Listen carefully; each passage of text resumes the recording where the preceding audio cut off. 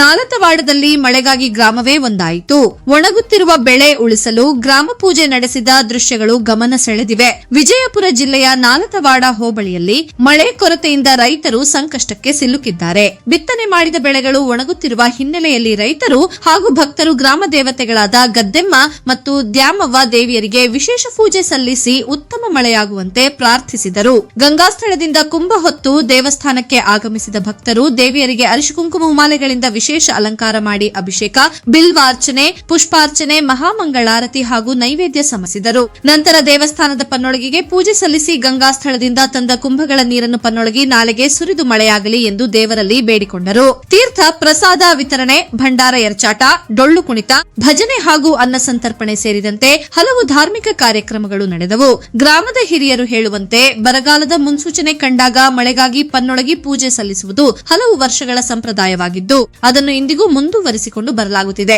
ಈ ಸಂಪ್ರದಾಯದ ಬಗ್ಗೆ ನಿಮ್ಮ ಅಭಿಪ್ರಾಯವೇನು? ಕಾಮೆಂಟ್ ನಲ್ಲಿ ತಿಳಿಸಿ.